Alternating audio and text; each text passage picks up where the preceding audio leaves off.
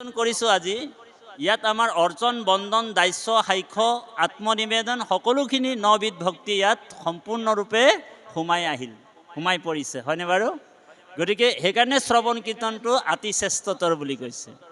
গতিকে শ্ৰৱণ কৰাৰ লগে লগে কৃষ্ণক ভগৱন্ত এই শব্দময় বাণীৰ মূৰ্তি হয়, শব্দময় বিগ্ৰহ হয়, আমাৰ হৃদি কমলত প্ৰৱেশ কৰে বুলি কৈছে।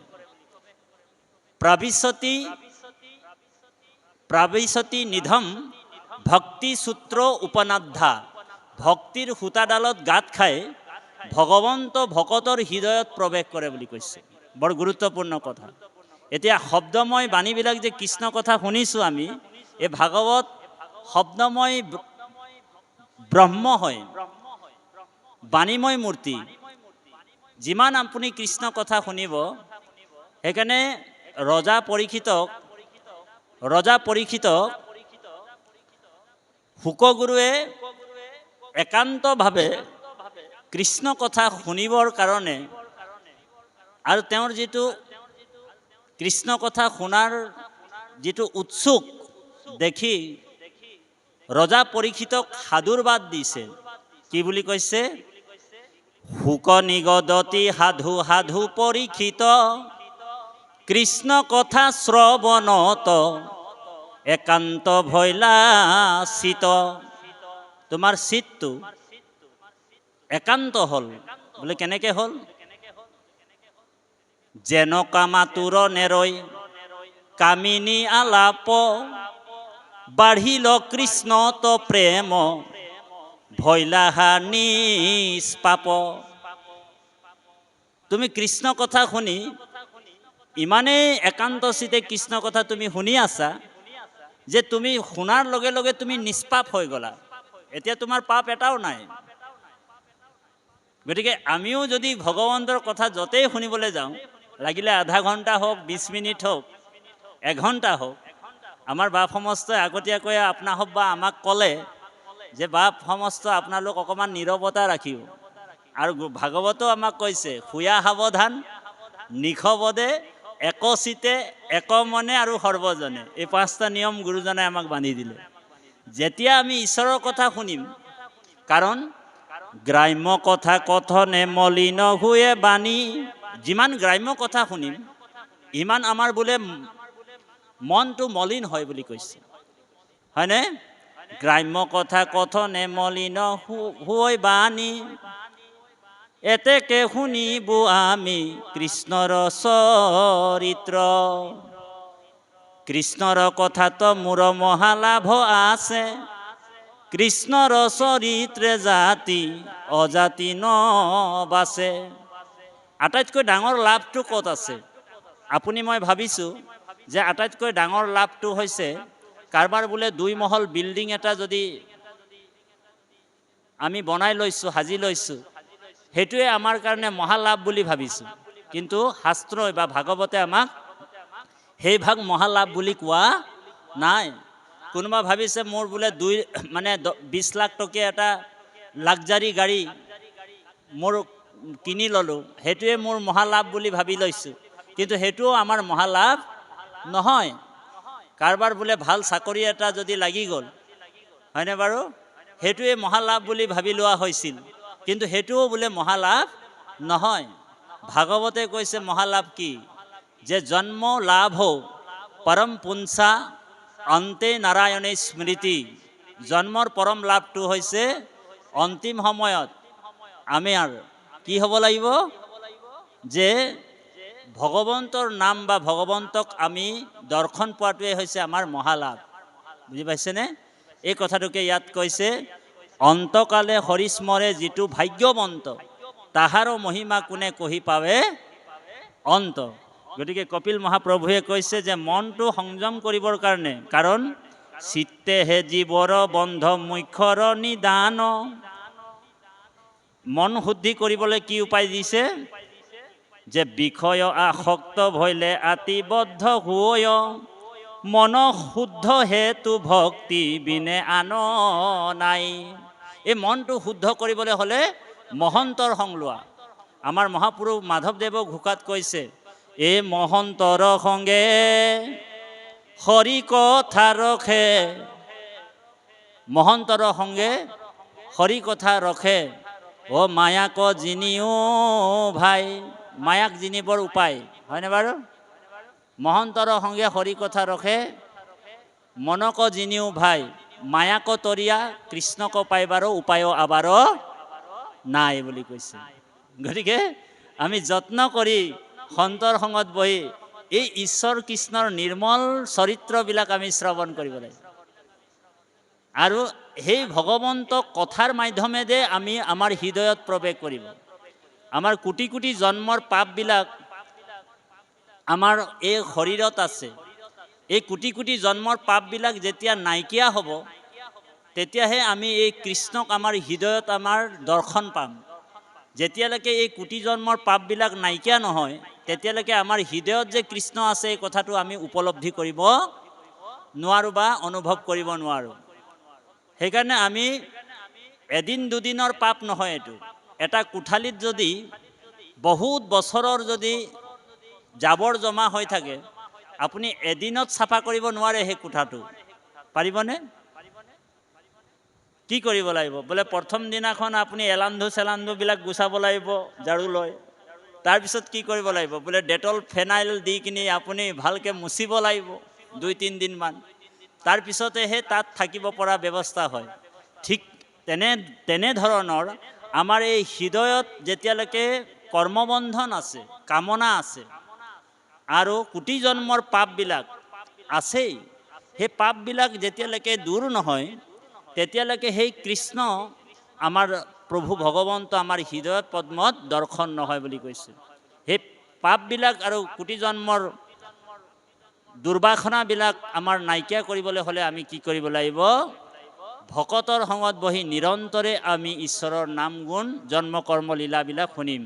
তেতিয়া কৰ্ণপথে আমাৰ ভকতৰ হিয়াত প্ৰৱেশী হৰি, দুৰ্বাসনা হৰে সমস্তৰ, জলৰ যতেক মল যেহেন হৰত কালে স্বভাৱত নিৰ্মল হয় বুলি কৈছে।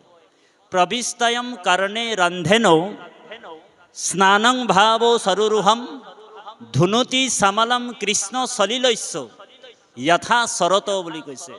শৰৎ কালত যেনেকৈ স্বভাৱতেই পানীবিলাক নিৰ্মল হৈ যায়, হয়নে বাৰু? ঠিক কৃষ্ণ কথাই আমাৰ এই হৃদয়, যেনেকৈ কোনোবা এজন ব্যক্তিয়ে যদি কুকুৰী কণা বেমাৰ আছে, আমাৰ কুকুৰী কণা বেমাৰ যেনে কোনোবা এজন ব্যক্তিৰ আছে, গধূলি তেওঁ চকুৰে নেদেখে। কুকুৰী কণা বেমাৰ থাকিলে এইটো মতিয়াবিন বুলি কয় হিন্দীত। কাৰোবাৰ যদি কুকুৰী কণা বেমাৰ আছে, তেওঁ যদি অঞ্জন লগাব পাৰে, অঞ্জন মানে কাজল, কাজল লগাবলৈ যদি অভ্যাস কৰি দিয়ে, তেতিয়া সেই কুকুৰী কণা বেমাৰটো নিজে নিজে দূৰ হৈ যায়। ঔ হৰি। ঠিক ভগৱন্তৰ আমি হৃদয়ত দৰ্শন পাবলৈ হ'লে কি কৰিব লাগিব? আমি শ্ৰৱণ কীৰ্তন যেতিয়া নিৰন্তৰে কৰি থাকিম, ঈশ্বৰৰ কথাবিলাক শ্ৰৱণ কীৰ্তন কৰোঁতে কৰোঁতে ভগৱন্তৰ প্ৰতি আমাৰ প্ৰেম আহিব, যেনেকৈ গোপীসকলৰ আহিছিল, হয়নে বাৰু? সেইকাৰণে ভকতৰ সংগত বহি আমি কি কৰিব লাগিব? শ্ৰৱণ কীৰ্তনটো নিৰন্তৰে কৰিব কৈছে। সেই কথাটোকে কৈছে কপিল মহাপ্ৰভুৱে দেৱহূতিক, যে হে মা, তুমি বিষয়ী নহবা, বিষয়ৰ পৰা তুমি আহি যেনে তেনে সন্তৰ সং লোৱা। আৰু এই কথাটোকে ভগৱান কৃষ্ণই উদ্ধৱ মহন্তক কৈছে। উদ্ধৱক কৈছে যে হে উদ্ধৱৰ এটা প্ৰশ্ন হৈছিল যে হে প্ৰভু, আমি গৃহবাসী, আমি বিষয়ী মানুহ, এই বিষয়ী মানুহেনো তোমাৰ কেনেকৈ ভকতি কৰিব প্ৰভু, কওকচোন প্ৰশ্ন। তেতিয়া ভগৱানে কৈছে, হে উদ্ধৱ, বিষয়ত থাকিয়া ভকতি হুয়ে যাৰ, সাধু সং লয়া কৰে আমাক বিচাৰ, আন কৰ্ম এৰি ভকতিত তৎপৰ, জানিবা উদ্ধৱ সখী হেহি হে ঈশ্বৰ। বুজি পাইছেনে? আপোনালোকক ঈশ্বৰ বনাইছে ভগৱান। বোলে বিষয়তে আছা, বিষয়তে থাক, বিষয়টো কাৰ নাই? সকলোৰে আছে, দোকান বজাৰ, গৰু ছাগলী, হয়নে, চাকৰি বাকৰি চবৰে আছে। আমি চবেই বিষয়ী মানুহ। বিষয়ত থাকিয়া ভকতি হুয়ে যাৰ, সাধু সংলয়া কৰে আমাক বিচাৰ। আজি আমি বিষয়তে আছিলোঁ সকলোৱে, কিন্তু কি কৰিলোঁ বাৰু আপুনি মই? আমি কি কৰিলোঁ? সাধু সংলয়া কৰে আমাক বিচাৰ। আমাক মানে আত্মাৰ বিচাৰ। ইয়াত কাৰ বিচাৰ হৈ আছে? আপোনালোক কাক বিচাৰিছে? আত্মাৰ বিচাৰ কৰিছোঁ আমি, আপুনি। আজি আত্মাৰ পোষণ দি আছোঁ। আমি শৰীৰটোৰ খাদ্যটো ঘৰত খুৱাই আছিলোঁ কিমান, হয়নে বাৰু? শৰীৰটোৰ খাদ্য আমি কিমান শৰীৰটোকে পোষণ দি আছিলোঁ। আৰু এই জন্মতেই নহয়, 84 লক্ষ জন্মত আমি অকল শৰীৰৰে পোষণ দিছিলোঁ বাপাই সমস্ত। হৰি, আমিতো এনেকুৱা শৰীৰ আৰু পাইছিলোঁ। অকল মানৱীয় তনুৰ পোৱাৰ আগততো আমি 84 লক্ষ অতিক্ৰম কৰি আহিছোঁ, হয়নে বাৰু? তাত আমি অকল শৰীৰৰ পোষণ দিলোঁ, শৰীৰটোৰে খাদ্য খোৱালোঁ, শৰীৰটোকে খুৱাইছিলোঁ। কিন্তু আজি মানৱীয় তনুটো পাই গুৰুজনে আমাক কৃপা কৰি মনুষ্য জন্ম দিলে।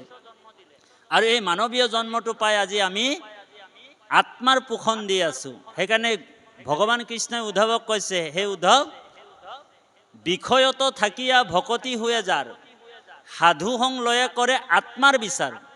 আমি আত্মাৰ বিচাৰ কৰিছোঁ, হয়নে? আমি ক'ৰ পৰা আহিছিলোঁ? এই সংসাৰত থাকি আমি কি কৰিব লাগে? আমাৰ কৰণীয় কাম কি, হয়নে বাৰু? আৰু এই সংসাৰৰ পৰা আমি যদি যাম, যেতিয়া গুচি যাম, আমাৰ আত্মাটোনো কলৈ যাব? এই কথাটোৱে আজি আপুনি বিচাৰ কৰি আছোঁ নামঘৰত আহি, গুৰুগৃহত বহি, হয়নে বাৰু? সেইকাৰণে কৈছে আজি আমাৰ আত্মাৰ পোষণ হৈ আছে বাপাই সমস্ত। সেইকাৰণে উদ্ধৱক কৈছে, বিষয়ত থাকিয়া ভকতি হুয়ে যাৰ, সাধু সংলয়া কৰে আমাক বিচাৰ, আন কৰ্ম এৰি ভকতিত তৎপৰ। যিসকল ব্যক্তিয়ে আজি এই নামঘৰত যে ভাগৱতৰ অনুষ্ঠানটো গধূলি 6টাৰ পৰা আৰম্ভ হ'ব, এই কথাটো যেতিয়াই গম পাই গ'ল, তেতিয়াই আমাৰ হৃদয়ত তৎপৰতাটো আহি গ'ল যে 6টা বজাত অনুষ্ঠানটো আৰম্ভ হ'ব। গৰু গাই যদি বান্ধিবলৈ আছিলে বোলে 5টা বজাত, হয়নে বাৰু? তেওঁ কি কৰিলে? 4টা বজাতে বান্ধি আজৰি। বোলে কি হ'ল? তৎপৰতাটো আছে। কেনেবাকৈ 6টা বজাত মই সেই জেগাটোত উপস্থিত হ'ব নোৱাৰিম নেকি? এই যিটো তৎপৰতাটো ভকতৰ আছে নাই? আপোনালোকৰো আছিল যে সেই বোলে ভাগৱত বোলে কৰবাৰ পৰা আহিব এজন আদিবাসী মানুহ, হয়নে বাৰু? আৰু ঈশ্বৰৰ কথা ক'ব, কৃষ্ণৰ কথা ক'ব। গতিকে এইজন মানুহক বোলে দেখিবলৈ, সেই জীৱটোক দেখিবৰ কাৰণে এটা তৎপৰতা, বা আমাৰ বাপজনৰ পাঠ শ্ৰৱণ কৰিবৰ কাৰণে এটা তৎপৰতাটো।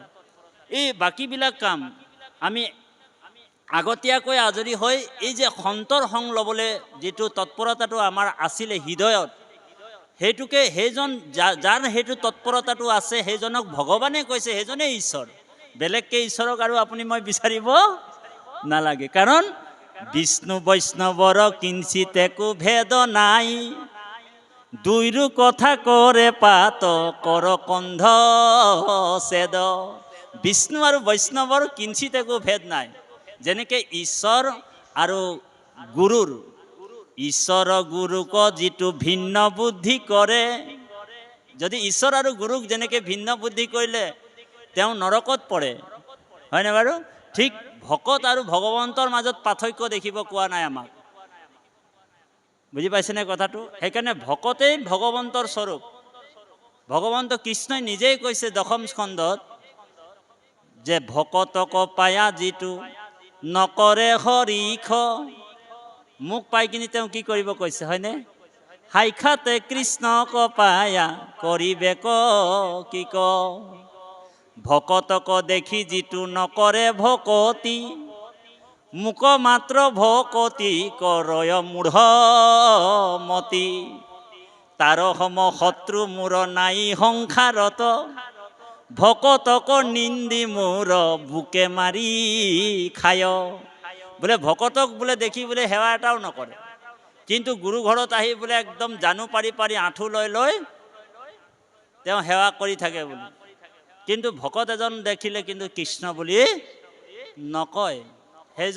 সেইজনে মোৰ পৰম শত্ৰু বুলি কৈছে। হৰি, ৰাম। গতিকে বাপাই সমস্ত কপিল মহাপ্ৰভুৱে এইটো কাৰণে কৈছে যে মন শুদ্ধি একমাত্ৰ উপায় হৈছে কি সন্তৰ সং আৰু তুমি সাধু সংগলৈ যাবলৈ যত্ন কৰিবা বুলি কৈছে কাৰণ সাধু সংগতেহে তুমি মোৰ জন্মলীলা ৰহস্যবিলাক শুনিবা মা সদায় তুমি জীয়া মানুহৰ নিচিনা হৈ থাকিবলৈ যত্ন কৰিবা তেতিয়া কপিল মহাপ্ৰভুক মানে দেৱহূতি মাতৃয়ে সুধিছে যে হে মা তুমি সদায় জীয়া মানুহৰ নিচিনা থাকিবলৈ যত্ন কৰিবা জীয়া মানুহ তেতিয়া দেৱহূতিক দেৱহূতিয়ে প্ৰশ্ন কৰিছে যে হে কপিল মহাপ্ৰভু যে তুমি মোক ক'ত বোলে মৰা মানুহ দেখিলা মইতো জীয়াই আছোঁ দেখোন বোলে নহয় মা এই সংসাৰত বোলে জীয়া মানুহতকৈ মৰা মানুহৰ সংখ্যা বেছি আছে বুলি কৈছে এইটো হিন্দীত চলতি ফিৰতি লাছে আপোনালোক ওচৰে পাজৰে যে দেখি পাইছে বহুত মানুহে ঈশ্বৰক নভজে সাধুৰ সং নলয় সেইসকল হৈছে চলতি ফিৰতি লাছে এনে জীয়াই থাকোঁতে তেওঁ মুৰ্দা বুলি কৈছে অ হৰি ওৰাম গতিকে আমি আপুনি মানে কি বুলি কৈছে সাধু সংগে কৃষ্ণ কথা নুশুনে যিটো নৰ এইটো ক'ব গতিকে আমি আপোনালোকক কৈছোঁ কথাটো যে সাধু সংগত যিসকলে কৃষ্ণ কথা নুশুনে সেইসকলে হৈছে মৰা মানুহ গতিকে পাত ভাগি অকণমান যাওক কৃষ্ণ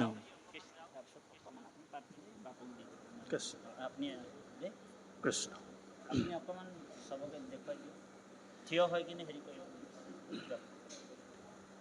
জীৱৰ দুৰ্ভেদ পাশ সং কয় কিন্তু দুৰ্জনৰ সং এৰিবে লাগয় সেই সংগনিতে যদি কৰয় সাধুত মুখ্যৰ দুৱাৰতে বে হয় মুকুত সাধুৰ লক্ষণ আৱে কহোঁ কৰি সাৰ হয় কৰুণা চিত হৃদ সবাৰ শাস্ত্ৰয় অনুবৰ্তী শত্ৰু নাহি উত্থাপন সুশীল গুণেহে মাত্ৰ তাৰাৰ ভূষণ মুহূৰ্ত একান্ত ভাৱে ভকতি কৰন্ত মোৰ প্ৰীতি অৰ্থে ভাৰ্যা পুত্ৰ এৰি লন্ত মোৰ সুমংগল কথা কহন্ত শুনন্ত মুত মন দিয়া হবে তাপয়েৰান্ত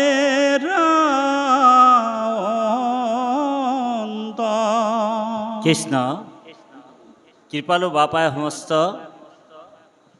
দেৱহূতি মাতৃক কপিল মহাপ্ৰভুৱে কৈছে যে মনশুদ্ধি আদি কৰি যতেক আছয় সৎসং সবাৰে মূল জানিবা নিশ্চয় জীৱৰ দুৰ্বৈধ্য পাশ সংগক কহয় কিন্তু দুৰ্জনৰ সং এৰিবে লাগয় কাৰণ আপোনাক মোক দুৰ্জনৰ সং ত্যাগ কৰিবলৈ কৈছে বাপাই সমস্ত। সেইকাৰণে যিজন ভগৱানৰ একান্ত ভকত হয়, কৃষ্ণৰ ভকত হয়, সেইজনে দুৰ্জনৰ সং ত্যাগ কৰে আৰু তেওঁ সাধু সং ল'বলৈ যত্ন কৰে। বৰ গুৰুত্বপূৰ্ণ কথা। যদি বংশ পৰিয়াল, আমাৰ কোনোবা যদি ৰিলেশ্যন ভকত নহয়, ঈশ্বৰৰ ভকত নহয় বা ভগৱন্তৰ অমৃত গংগাত ভাগৱতৰ কথা কোনোদিনেই শ্ৰৱণ কীৰ্তন অৰ্চন বন্দন বা গুৰু সেৱা গুৰু ভক্তি নকৰে, আৰু যদি আমাৰ সম্বন্ধ আছে সেইজনৰ লগত, তেনেহ'লে আপোনাৰ মোৰ সেই সম্বন্ধটো আমাক কৃষ্ণ ভক্তিৰ পৰা আঁতৰাই লৈ যাব পাৰে। সেইকাৰণে সেইসকলকো আপুনি মই ত্যাগ কৰিব কৈছে। সেইকাৰণে আমি যিমান পাৰোঁ ভকতৰ সংগলৈ আহিব লাগিব। যদি আমি ৰিলেশ্যন বা সম্বন্ধ, যিসকলে ঈশ্বৰ কি চিনি নাপায়, গুৰু কি চিনি নাপায়, ভকত ভগৱন্তক চিনিয়ে নাপায়, সেইসকলৰ লগত যদি আমি সম্বন্ধ বনাই ৰাখিছোঁ, তেনেহ'লে আমাৰ ভক্তিত বাধা আহি যাব। বৰ গুৰুত্বপূৰ্ণ কথা। সেইকাৰণে ভগৱন্তৰ একান্ত ভকতসকল, যেনেকৈ বিদুৰে দুৰ্যোধন আদি কৰি যিমান পৰিয়ালবৰ্গক ত্যাগ কৰি তেওঁ তীৰ্থ ভ্ৰমণলৈ গুচি গ'ল, সকলোকে ত্যাগ কৰিলে, হয়নে বাৰু? বিভীষণে যেনেকৈ ৰাৱণক ত্যাগ কৰিলে, ভক্ত প্ৰহ্লাদে যেনেকৈ পিতৃ হিৰণ্যকশিপুৰক ত্যাগ কৰিলে, হয়নে বাৰু? ঠিক ভগৱন্তৰ কাৰণে আমিও সেইসকলক ত্যাগ কৰিব লাগিব বুলি কৈছে। কাৰণ ত্যাগে আপোনাৰ শান্তি বুলি কৈছে। ত্যাগম ৰাণান্তৰম, ত্যাগে পৰম শান্তি। যিমান আপুনি ত্যাগ কৰিব, সিমানে আপোনাৰ জীৱনলৈ শান্তি আহিব। আৰু পুত্ৰ পৰিবাৰ ইষ্ট কুটুমৰ লগত যদি আপুনি মিত্ৰতা কৰি ধন টকা পইচা ঐশ্বৰ্য বিভূতিত যদি আপুনি মই বেছিকৈ কামনা কৰিলে, আসক্তিত যদি পৰি থাকে, তেতিয়াও বোলে ভগৱন্তৰ ভক্তিটো সিদ্ধি নহয় বুলি কৈছে দেৱহূতি মাতৃক। সেইকাৰণে হে মা, তুমি দুৰ্জনৰ সং ত্যাগ কৰি সজ্জনৰ সং লোৱা। সজ্জন মানে সাধুৰ সং লোৱা, আৰু সাধুৰ সংগলৈ আমি আহিবলৈ যত্ন কৰিব লাগিবই। কিন্তু যেতিয়াই আপুনি মই ভগৱন্তৰ ভকত হ'বলৈ চেষ্টা কৰিম বা কৃষ্ণ ভক্তি কৰিবলৈ আগবাঢ়িম, তেতিয়াই কিন্তু ভগৱন্তই আপোনাক মোক পৰীক্ষা ল'ব। ধ্যান দি শুনিব, বৰ গুৰুত্বপূৰ্ণ কথা। যেতিয়াই আপুনি ঈশ্বৰৰ ভকত হ'বলৈ যত্ন কৰিব, কৃষ্ণ চৰণত শৰণাপন্ন হৈ কৃষ্ণৰ ভকতি কৰিবলৈ দৃঢ় সংকল্প লৈ ল'ব, তেতিয়াই আপোনাক মোক ভগৱানে পৰীক্ষা কৰিবলৈ আৰম্ভ কৰি দিব। সেইকাৰণে বহুত মানুহে এক কৃষ্ণ দেৱক ভক্তি কৰাৰ পিছতো কেনেবাকৈ যদি ভগৱানে তেওঁক পৰীক্ষা কেইটামান লৈ লয়, লাহেকৈ তেওঁ মানে ভগৱন্ত ভক্তিৰ পৰা তেওঁ আঁতৰি গুচি যায়। গতিকে বাপাই সমস্ত এই কথাটোকে আমি দশম স্কন্ধৰ ৰাজসুই যজ্ঞত যুধিষ্ঠিৰ আগত ভগৱন্ত কৃষ্ণই কৈছিল, হে যুধিষ্ঠিৰ, এৰাম শ্ৰীকৃষ্ণ বদতি যুধিষ্ঠিৰ মহামতি, শুনা যিটো জনে কৰে আমাৰ ভকতি। যুধিষ্ঠিক কৈছে, হে যুধিষ্ঠিৰ, শ্ৰীকৃষ্ণ বদতি যুধিষ্ঠিৰ মহামতি, শুনা যিটো জনে কৰে আমাৰ ভকতি। বোলে ধন থাকে মানে তাৰ হৰৈ সৰ্বক্ষণ, নিৰ্ধন দেখিলে তাক তেজৈ বন্ধু জন। ধন নাখে একতাৰ ভৈলা মহা দুখ, বান্ধৱতে জিলে আৰ ভৈলা মহা অসুখ বন্ধু স্নেহে ধন পুন আৰ্জিবাক যায় তাক মই নাশ কৰো পৰম কৃপায়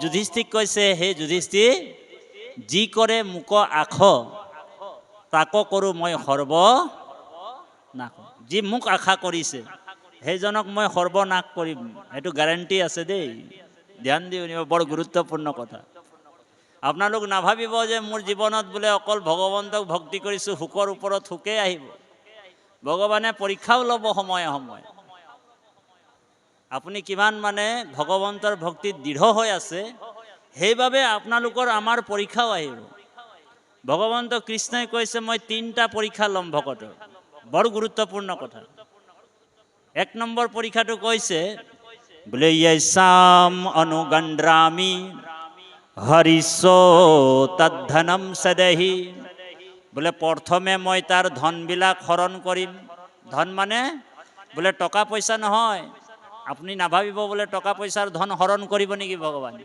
বোলে ধন টকা পইচাৰ নহয় বোলে ভকতৰ কামনা বাসনাৰ যিটো ধন এই যে আমাৰ যে কামনা বাসনা মোক লাগে এইটো লাগে সেইটো লাগে আজিও ইয়াত আহিছে 10 টকা বা 100 টকা এটা দিছে হা ইয়াত আহিও এই কামনা বাসনাতে লাগি গ'লো আৰু আমি প্ৰভু মই আৰু আপোনাক সেৱাটো কৰিছোঁ 10 টকা এটা 100 টকা এটা দি যেনে তেনে মোৰ ল'ৰাটোৰ চাকৰিটো হৰি ওৰাম কৰিব এই কামনা বাসনাবিলাক ভকতৰ হৰণ কৰিব কোনে কৰিব ভগৱান নিজেই কৈছে মই কৰিম সেইকাৰণে কৈছে প্ৰথম পৰীক্ষা য়ৈসাম অনুগন্দ্ৰামি হৰিষো তদ্ধনম সদহি প্ৰথমে ধনবিলাক হৰণ কৰিব 1 2 নম্বৰ পৰীক্ষা তাতোতকৈ ডেঞ্জাৰ বুলি কৈছে তাতোতকৈ খাতৰা পৰীক্ষা হ'ব বোলে কি বোলে কৰমি বন্ধু বিচ্ছেদম তাৰ মিত্ৰ কুটুম পৰিয়ালৰ পৰা মই তাক অকলশৰীয়া কৰি দিম সাইড কৰিব আপোনালোক যেতিয়া শ্ৰীমন্ত শংকৰদেৱ সংঘত সোমালে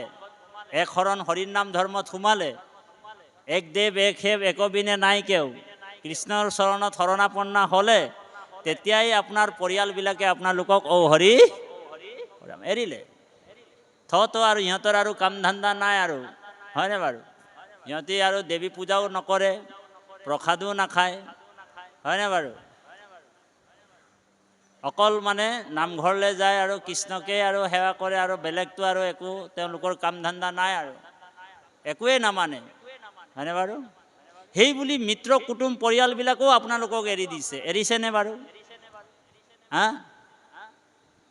সেইকাৰণে ভগৱন্তই কৈছে এইটো মোৰ 2 নম্বৰ পৰীক্ষা আৰু 3 নম্বৰ পৰীক্ষা বোলে তাতোতকৈ ডেঞ্জাৰ হ'ব বোলে কি কৰিব বোলে সৰ্বম ক্লেশাদি জীৱনম তাক মই দুখৰ ওপৰত দুখ দি দিম বুলি কৈছে বোলে কেতিয়াবা তাৰ মই হাতটো ভাঙি দিম হৰি ৰাম কেতিয়াবা হাত ভাঙি দিব কেতিয়াবা মই তাৰ ভৰিটো ভাঙি দিম হৰি ৰাম কেতিয়াবা আইগৰাকীক উঠাই লৈ গুচি যাম কেতিয়াবা বোলে বাপজনকো লৈ যাম কেতিয়াবা বোলে ল'ৰা 2জন আছে ভাল পঢ়ি আছিল এটা ল'ৰাক বোলে এক্সিডেণ্ট কৰি মাৰা গ'ল বোলে হৰি মাৰি দিব ভগৱান আৰু ইমানবিলাক পৰীক্ষা যেতিয়া আহিব তেতিয়ানো ভগৱন্তৰ ভকতি কোনোবা কৰিব জানো হা বোলে নতুনকৈ বোলে সংঘত সোমাইছিলোঁ আমাৰ ইয়াত নতুনকৈ সোমোৱা আছে নেকি কেইজনমান ভকত আছে নেকি শংকৰদেৱ সংঘত সোমাইছে নেকি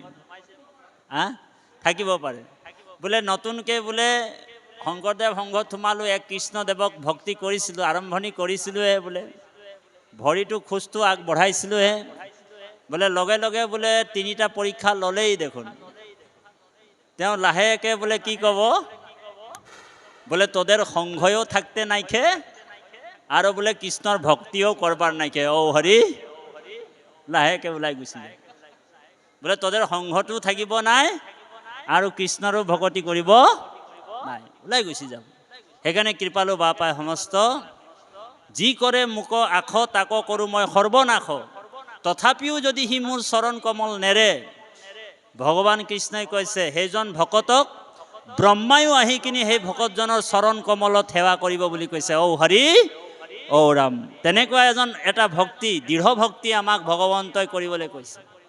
ভক্তিটো ললোপঞ্জু হ'ব নালাগে আমাৰ। এজন বাপ আছিল, তেওঁ নামে পাঠে একদম প্ৰথমতে আগবাঢ়ি থাকে দেই। একদম য'তেই যাব তেওঁ নাম গাব। তেওঁ নামাচাৰ্য আছিল, পাঠকীয়ও আছিল, ভাল ধুনীয়াকৈ পাঠ কৰিছিল, তাঁতী বাপৰ নিচিনা। তেওঁৰ দুজন ল'ৰা আছিল। ডাঙৰ ল'ৰাজন এক্সিডেণ্টত মাৰা গ'ল। তাৰপিছত কি হ'ল, তেওঁ নাম পাঠ বন্ধ কৰি দিলে। বোলে কি কৰিবা, বোলে কণা গোসাঁই বোলে ইমান নাম গাওঁতেও বোলে কণা গোসাঁয়ে মোৰ ল'ৰাটোকে নিব পাৰিলে। তাৰপিছত নামো পাঠ বন্ধ কৰি দিলে, ভকতৰ সংগ বন্ধ কৰি দিলে। এদিন ৰাস্তাত লগ পালোঁ, বোলে বাপ কি হ'ল আপোনাৰ? বোলে আজিকালি আপোনাক বোলে নামতো নেদেখোঁ, পাঠতো নেদেখোঁ বোলে। বোলে কি হ'ব? বোলে কি হ'ল মানে? বোলে কণা গোসাঁয়ে বোলে ইমান ঈশ্বৰৰ নাম গাইছিলোঁ, ভগৱন্তৰ ভক্তি কৰিছিলোঁ, বোলে গোসাঁয়ে বোলে মোৰে ল'ৰাটোক নিব পাৰিলে। সেই বুলি ভগৱন্তক দুখ দিছে। তো আমাৰ ভক্তিটো ইমান কমজোৰি হ'লে